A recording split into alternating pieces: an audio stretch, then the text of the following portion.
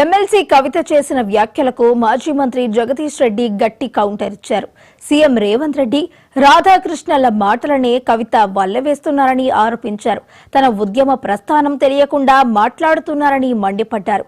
కేసీఆర్తో తాను 50 సార్లు భేటీ అయ్యాను. కవిత విషయం చర్చకు రాలేదని స్పష్టం చేశారు. నల్గొండలో పార్టీ గెలుపు ఓటమికి కూడా బాధ్యత వహిస్తున్నారని స్పష్టం చేశారు.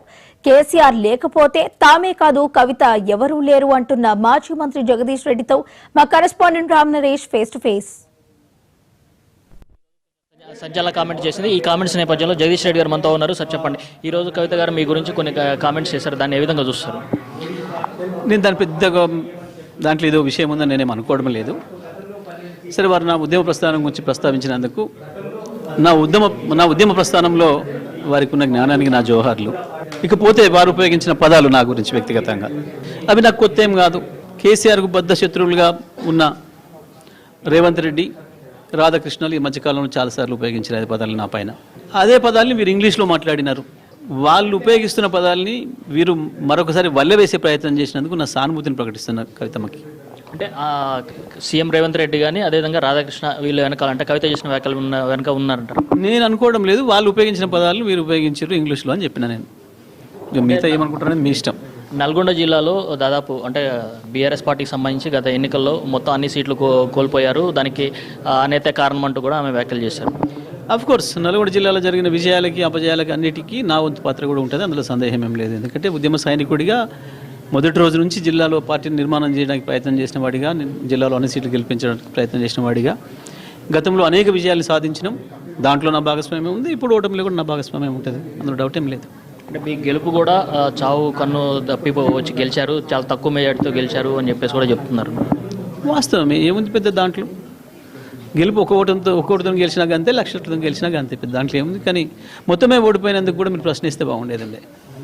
ఇంకొకటి ప్రధానంగా చూసుకుంటే ఏదైతే తీన్మార్ మల్లన వ్యాఖ్యలు చేశారో ఆ వ్యాఖ్యల వెనక కూడా బీఆర్ఎస్ పార్టీకి సంబంధించిన ముఖ్య నాయకుడు ఉన్నారు అని చెప్పేసి చెప్తున్నారు. ఆమె ఎందుకు మరి వీరెనకాల ఎందుకు లేరు, వారెనకాల ఎందుకు ఉన్నారని మీరు అడిగితే పోయేది కదా. ఆ ప్రశ్న వారిని అడగాల్సి ఉండే. మీరే దగ్గర కదా, మిమ్మల్ని కాదని ఆయనకి ఎందుకు చేస్తున్నారు, ఎవరు వాళ్ళు అని అడగాల్సి ఉండే. ఆ పేరు ఎందుకు చెప్పని అడగాల్సి ఉండే మీరు. కేసీఆర్ కూతురు కల్వకుంట్ల ఫ్యామిలీ నుంచి వచ్చిన ఆడబిడ్డ విషయంలో తీన్మార్ మల్లన వ్యాఖ్యలు చేస్తే ఆ వ్యాఖ్యలను ఎందుకు ఖండించలేదు బీఆర్ఎస్ పార్టీ నుంచి? నేను ఏమంటున్నా, వారే చెప్పారని మీరు అంటున్నారు, నాకు తెలియదు, నేను వినలే. నన్ను కాదని ఇంకొకరు సపోర్ట్ చేసిండ్రు అని అంటున్నారు. ఎందుకు ఆ పరిస్థితి వచ్చింది, మరి ఎందుకు, ఎవరు దీని వెనకాలని అడిగితే పోయేది ఉండే. మీరు అడిగి ఆ పేరు ఏదైనా చెప్పుంటే అప్పుడు నేను ఏమైనా మాట్లాడేవాడిని. అంటే ఈరోజు మీరు కేసీఆర్తో భేటీ అయ్యారు. ఈ నేపథ్యంలో కవిత చేసిన వ్యాఖ్యలకు సంబంధించి ఏమైనా చర్చకు వచ్చింది? నేనేమంటున్నా, ఈ మధ్యకాలంలో నేను 50 సార్లు కలిసిన కేసీఆర్ గారిని. ఎప్పుడు కూడా అసలు ఒక రోజు చర్చ రాలే, ఒక నిమిషం కూడా మేము ఎన్నడూ ఆ విషయాలు మాట్లాడలే.